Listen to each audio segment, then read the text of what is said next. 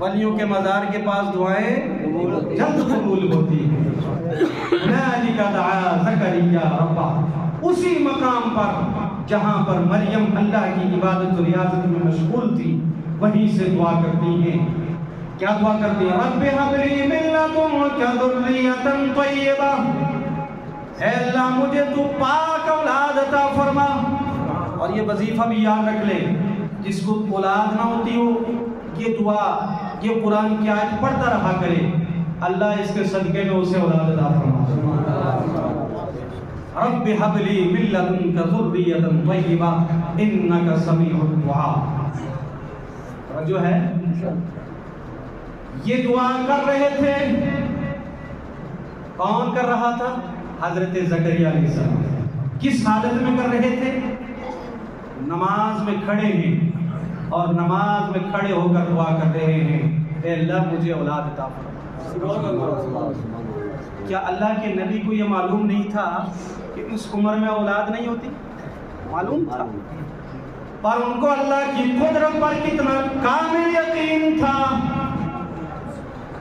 ان کو پتا تھا کہ رب چاہے تو اس عمر میں بھی اولاد عطا فرما سکتا ہے۔ اللہ کے قرآن نے کہا میری ولیہ کے پاس میرا نبی دعا کر رہا ہے، ہم نے جبریل کو بھیجا، فنادته الملائکۃ وهو قائم یصلی فی المحراب۔ سبحان اللہ۔ وہیں سے میرے فرشتے نے پکارا، ملائکہ یہ جمع لایا گیا کیونکہ کبھی تعظیماً واحد کو جمع کی منزل میں اتار دیتے ہیں۔ حضرت جبریل علیہ السلام ایک تھے، لیکن ملائکہ جمع لایا گیا تاکہ پتہ چل جائے کہ عربی میں اگر کوئی بڑی شان والا ہو اس کو جمع کے ساتھ بول سکتا۔ حضرت جبریل امین سامنے حاضر ہوئے انسانی شکل میں۔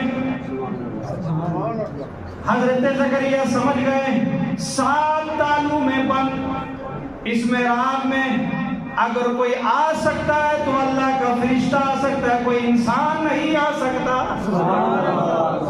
جبریل امین حاضر ہے انسانی شکل میں، تو جبریل امین پکارے، قرآن کہتا فنادته الملائکہ، جبریل امین نے پکارا، وَهُوَ قَائِمٌ يُصَلِّي فِي الْمِحْرَابِ، اس حال میں کہ میرا زکریا محراب میں کھڑے ہو کر میری ولیہ کے پاس کھڑے ہو کر نماز پڑھ رہا تھا۔ یصلی فی المحراب، کھڑے ہو کر محراب میں نماز پڑھ رہا۔ کیا کہا؟ ان اللہ یبشرک بیحییٰ، اے زکریا اللہ نے تمہیں یحییٰ کی خوشخبری دی ہے۔ سبحان اللہ بولو، اللہ نے تمہیں کس کی خوشخبری دی ہے؟ یحییٰ کی۔ ابھی حمل کی حالات ظاہر نہیں، صرف دعا ہی کی تو اتنے جلدی قبول ہوئی۔ فنادته الملائکہ، فا یہ عربی میں جب آتا ہے نا یہ فوراً پر دلالت کرتا ہے۔